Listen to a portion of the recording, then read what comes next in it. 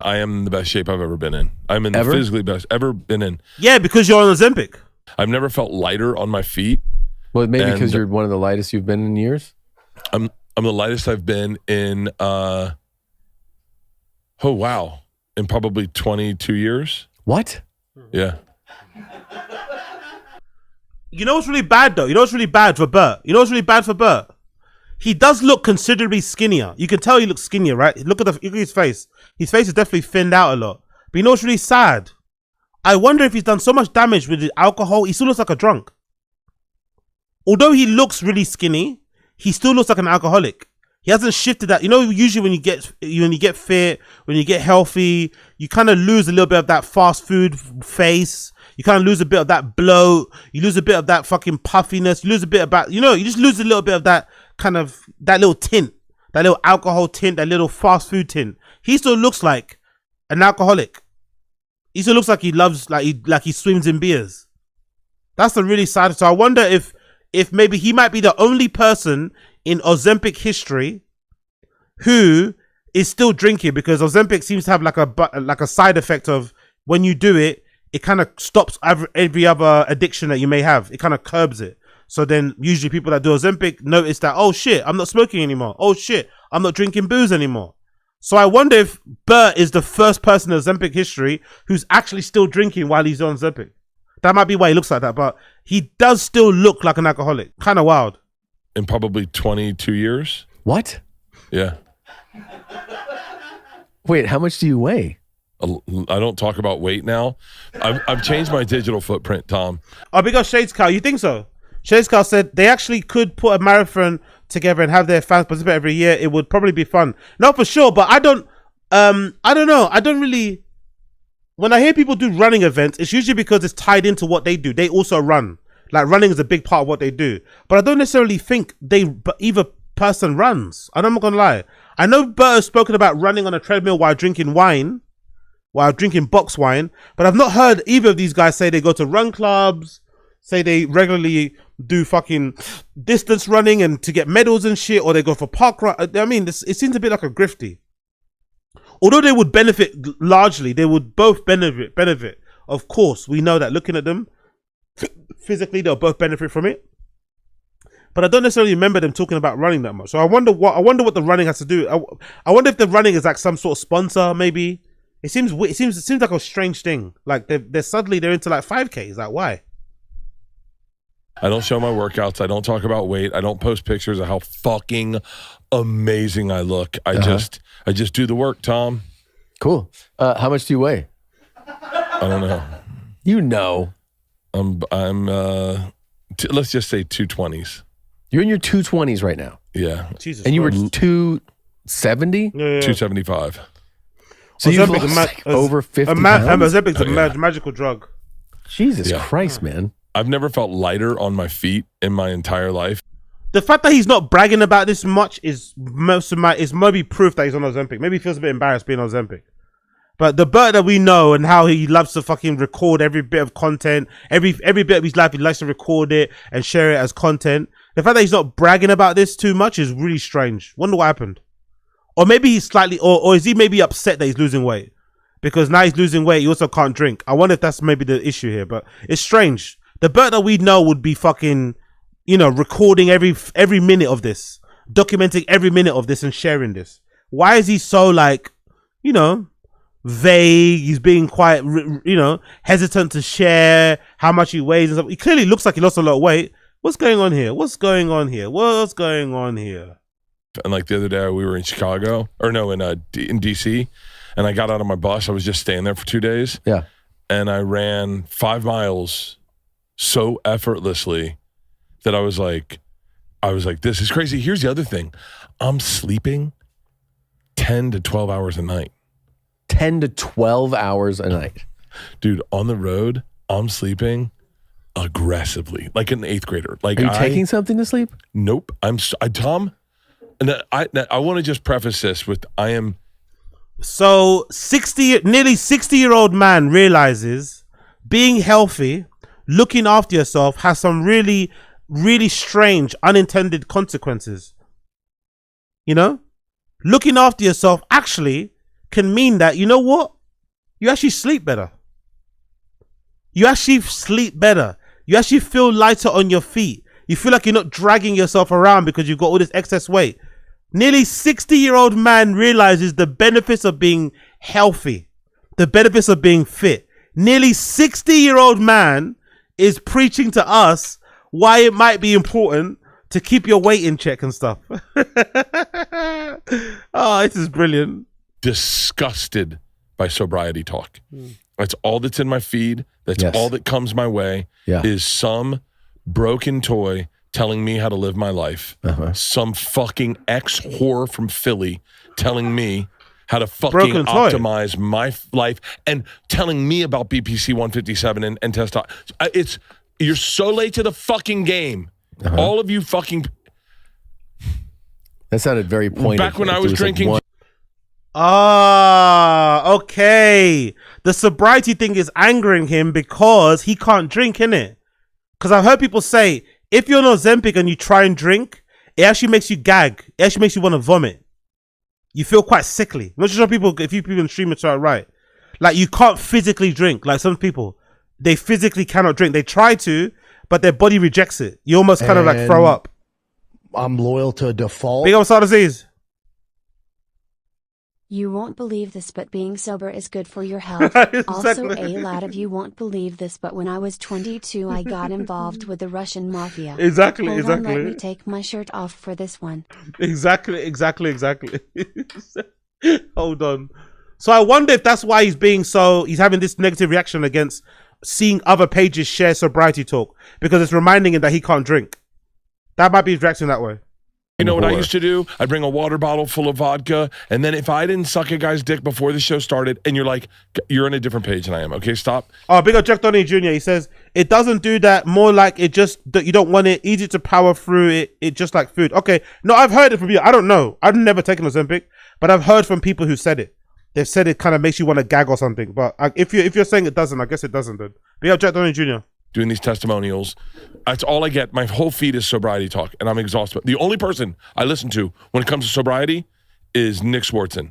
He seems to have he's the most even-keeled motherfucker. And by the way, him talking about his sobriety is him and Shia LaBeouf.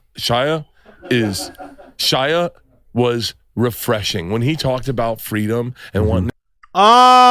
Okay. So he only likes to hear about sobriety talk from guys who aren't sober. Basically, he only wants to hear about sobriety talk from guys who fail sobriety. He doesn't like to hear success stories because he himself cannot be sober successfully. He wants to see other people who are also struggling with their sobriety. What a weird person, isn't it? What a weird person. He would rather see somebody suffer. He would rather see somebody in pain, trying to keep themselves together, trying to overcome their addiction, than seeing somebody who's clearly on the on the straight and narrow, has figured it out, is getting there. He doesn't want to see that. He doesn't want to see good. He doesn't want to see happy stories or good transformations. He wants to see you broken and struggling and shaking with withdrawals like he is. Interesting. Able to put your foot in the mysticism every now and then. Yeah. Dude, that interview with Shia was fucking incredible. We're put a pin in Shia and Nick, okay? Because we'll get back to that. Yeah, sure. So I don't like talking about like sobriety and everything, but But I had, obviously with the blood clot I can't drink, and then I haven't leaned into weed yet. Oh yeah, I forgot about that. I forgot. Oh, he's not drinking because of the blood. So he might not even be on Ozempic, He might not actually be on, he might just be not drinking. And now, fucking hell. No wonder he's so snappy and aggressive about it. He's probably not drinking because that blood clot thing was probably, that's the thing. When it comes to medical stuff, he likes to lie, especially when it's bad. When it's good, he'll tell you the whole truth. When it's bad, he does lie. So most likely that blood clot that he got was probably really bad. He was probably close to dying. That's what I think changed him, because before Bert was super stubborn about quitting drinking, never quitting. I think whatever issue he had with his blood clots was close to being fatal. That's why he was able to stop Like, exactly, cold turkey. He was able to quit it straight away. Because one thing about Bert, as much as he loves beer, as much as he loves drinking, he loves living more. He loves to be alive and to be talking about how famous he is. He doesn't want to die. He's spoken greatly about not wanting to die and wanting to be alive forever to see. I mean, he's afraid of death. So for sure, when his doctor told him, hey, these blood clots are serious, this could be fatal, you only have this amount of time to live if you don't change your life, he fixed up and he changed. But he didn't fix up and change because he wanted to. He fixed up and changed because of his medical condition. That's probably why he's a little bit bitter. You know, he's a little bit bitter about it. That's probably why. That's probably why he doesn't want to talk about sobriety, because he's not actually sober. In his head, he's not sober by choice. He's sober because of, you know, his current health condition. Ah, that makes so much sense why he's like this now. Okay. So he might not actually be on Ozempic. He might just have quit booze because he had blood clots and they were nearly fatal. And, you know, he wants to hang around and spend his money and hang out with his kids and shit. So he quit. But he's not happy about it. He's not happy about it at all. Because I never really like, I didn't turn a corner on like the enjoying the sobriety until too late. Yeah. So I didn't want to go right into weed to like try to find happiness immediately. And I've been now for a couple months not doing anything. Dude, I sleep like crazy.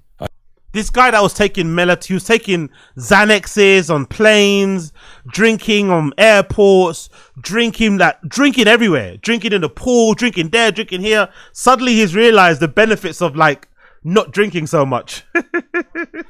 This fucking guy, man. I sleep, close my eyes and wake up easy every night 10 hours later. Big up Asalazi, it can cause nausea. Also, the alcohol dehydrates you along with the meds, so it can really mess up on your stomach. Okay. Big up Black America, he's such a degenerate that he's too embarrassed to show himself doing healthy things. That's actually a good point. Big up Black American. That's actually a really good point. He's actually embarrassed. Yeah. He doesn't want to show that off. Oh my God. Yeah, big up Josie. Talking about being light on your feet at 220. But to be fair, Assad laughs. Talking about being light on your feet at 220 is kind of crazy. But if you've been £300 plus, 220 is gonna feel like being 140. You know, if you're Bert and you've been £300 plus for a long time in your life, being 220 is going to make you feel like you're fucking 140, 120. So I get it. If I allow myself to go back to sleep, I sleep 12 hours. My scores are in the green almost every night on my Whoop. 12 hours? I haven't been in sleep debt, Tom, in 2 months. I've been out of sleep debt. I've lowered my biological age by like, or the age. This I've sounds like 2 years. The most manic fucking rant that I've ever heard. Dude, I have never You need to check into a mental health facility. This is what sobriety does to people, Tom. It makes them crazy. And they start believing their own fucking Kool-Aid they're drinking. So are you like fully sober then? I mean, nothing. Coffee, that's it. That's it. And you're in your 220s and you run 5 miles effortlessly. You sleep 10 to 12 hours a night. It's crazy. Now, what time are you going to bed, bro? I went to bed at like 9 o'clock last night. And you slept till 9? I slept till 8:30 this morning. Jesus Christ. And Tom, I don't move in bed. I stopped snoring. I don't snore anymore. Uh-huh. And Leanne and I have separate bedrooms. She's gone. It's just me in the house. We have separate bedrooms now because I got kicked out of her bed because I was snoring. And I sleep. I mean, I have amazing dreams. I remember all my dreams. Honestly, this is embarrassing, man. 60-year-old realizing that going to bed drunk every night, waking up hungover every morning might not be good for you. Realizing that drinking every day may not be a good thing. It's actually improved other parts of his life he didn't even know it needed improving. He didn't know he needed to sleep better. Now he's sleeping better. Remember before? Oh my God! Do you guys remember when Leanne shared that he wets the bed and shit? He used to wet the bed in his 50s. He was wetting the bed in his 50s, wetting the bed. I wake up. I have a cup of coffee. I journal. I go into the gym. I work out. I come. I mean, it's on the road. The only thing that sucks is like the witching hour when you'd want to have a drink. Because I still think about it. When's that hour? It starts around noon and goes until no, it's like when like today it'll be at like 6 o'clock, 7 o'clock when the sun starts setting. Yeah. And on the road, it's right when I tell the machine story. Like when I on tour, right when I tell the machine story, I'm like I look to my drinks and I go, oh, I would love a little now. A little. Yeah. I would love weed, but I haven't had it yet. And so I'm just kind of like, I'm waiting till I don't think about it. Like, you know what I thought today, Tom? And I think me and you are the only ones, not the only ones, other people have been injured. But do you remember when you injured yourself and then you were like kind of going like timid on bench press and timid on squats? And then one day you didn't think about it and you just went for squats? That's what I'm going to do with weed. One day you're just going to eat a bag of weed. When I'm not thinking about it. When I'm not going like, I want something to turn the corner. And then I can't drink until, not counting, but July 12th. And so July 12th, I don't know if I'll drink that day or maybe like a month before, but yeah, I don't know. Yeah. What's up with this Tarantino? Man, yo, mortality, bro. Mortality. Death can really be the best teacher sometimes, isn't it? Being close to death can really be the biggest teacher, because he doesn't sound like he's happy about being sober at all, but he did it anyway. So you have to give him credit for doing that, right? We all take the piss out of Bert for not being sober, for living a life of a degenerate, being a fucking raging alcoholic, being in denial about it, which was probably the most annoying thing. But at least he's got his life in order at some point. He's not done it by choice. He's done it begrudgingly. He's definitely dragging his knuckles, and he's fucking got the longest. He looks like the most depressed sober person I've ever seen. He looks like the most depressed sober person I've ever fucking seen. He's not enjoying it one bit, but he did it anyway. So give him credit for doing that. But wow, bro. Wow. All it took was him getting some blood clots. So to suddenly be like, you know what? I actually like living. I actually like being on podcasts. I like making jokes. I like going on tour. I like posting on Patreon. I like posting on my Instagram. I like doing these fucking stupid 5Ks. I like promoting Pod Osos vodka. I want to be here. So he decided to get his life in order. It's fucking hilarious. He really doesn't. He'd rather not be sober, but he kind of has to be.